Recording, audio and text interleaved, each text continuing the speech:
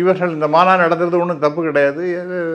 நான் சொன்னாப்புல அவங்களுக்கு ஒரு குறிப்பிட்ட 4-5 வருஷத்துக்கு ஒரு தடவை நடத்துவாங்க.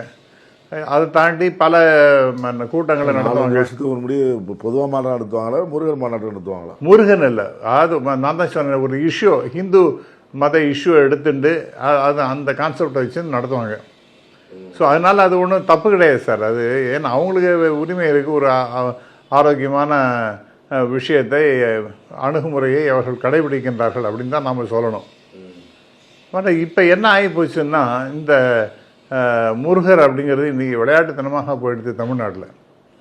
வடநாட்டெல்லாம் ராமான்னு சொல்லிட்டு அதுக்கு எடுத்தாப்புல அதை அப்புறம் ராமர் கோயில் கட்டியாச்சு, அடுத்தது காசி மதுரா பாக்கிக அப்படின்னு சொல்லிட்டு காசி மதுரா அதையும் நாங்கள் கை வைக்க போகிறோம் அப்படிங்கிற மாதிரி கோஷங்கள்லாம் வந்து கொண்டிருக்கின்றன.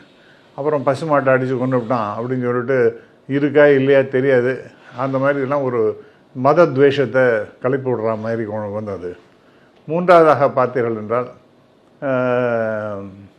பல இடங்களில் இப்போ மேற்கு வங்கத்துக்கு போனால் அங்கே காளி துர்கை அப்படிங்கிறது, அதே மாதிரி இப்போ ஒரிசாவில் போனீங்கன்னா பூரி ஜெகநாத்துங்கிறது, இது மாதிரி ஒரு இடத்துல ஒன்று வச்சுட்டு அரசியல் நம்ம இந்தியா முழுவதும் கிட்டத்தட்ட அந்த ஒரு சிஸ்டத்தை கொண்டு வந்துட்டாங்க. அந்த கணபதி விநாயகர் விழாங்கிறது வருஷம் நடக்கக்கூடிய ஒரு பிரம்மாண்டமான விழாவாக இருக்கின்றது. அதனால் எல்லாருக்கும் பயமும் கிலியும் ஏற்படுகின்ற வகையில் என்னடாகும், இது இல்லாமல் லா அண்ட் ஆர்டர் ப்ராப்ளம் வந்துடுமே அப்படிங்கிற அளவுக்கு நிறைய பேர் கவலைகள்லாம் இருக்கின்றன.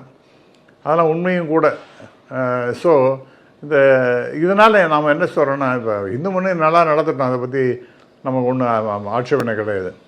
ஆனால் அந்த இந்து முன்னணிங்கிறத தாண்டி அது இன்றைக்கி அரசியல் வெப்பனாக அவங்க யூஸ் பண்ணணும்னு பார்க்குறாங்க.